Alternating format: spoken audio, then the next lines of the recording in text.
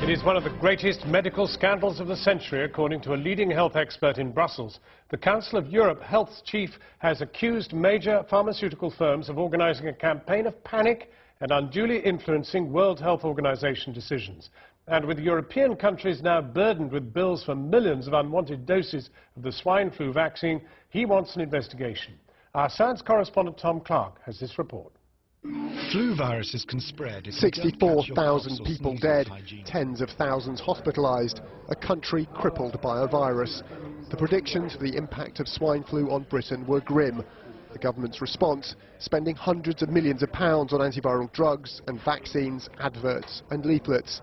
But 10 months into the pandemic, only 355 Britons have died, and globally, the virus hasn't lived up to our fears.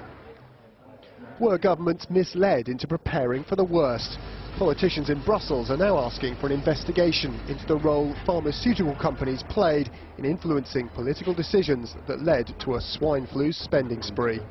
There must be a process to get more transparency, how the decisions in the WHO, how they function, and who is influencing the decisions of the WHO, and what is the role of the pharmaceutical industry there.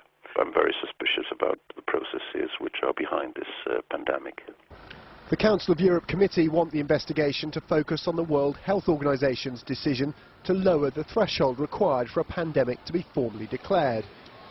The world is now at the start of the 2009 influenza pandemic.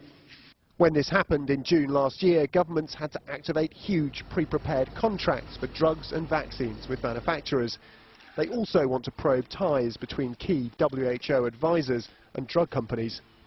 Who is deciding what the risk is? Is it the pharmaceutical companies who want to sell drugs, or is it someone making a decision based on the perceived danger? In this case, it appears that the danger was vastly exaggerated. And was it exaggerated by the pharmaceutical companies in order to make money? Our government, like many others, is now paying the price for being prepared. Citing commercial confidentiality, the Department of Health won't actually tell us how much swine flu vaccine they actually ordered. But it's thought contracts were signed for 90 million doses. Yet fewer than 4 million people in the UK have actually had the jab. Officials here are now in negotiation with their key supplier, GlaxoSmithKline, to see if they can't rewrite that very expensive contract. Britain is now trying to cancel orders for 60 million doses of the jab, but we're not the only country awash with vaccine. France ordered 94 million doses. It's now trying to cancel contracts for 50 million of those. Germany is trying to cancel orders for 25 million doses, and the Netherlands has announced it will sell 19 million of the 34 million vaccines it ordered. Last month, an investigation by Channel 4 News raised serious questions about the government's decision to order millions of doses of the drug Tamiflu and the possibility of pharmaceutical industry influence on decision-making.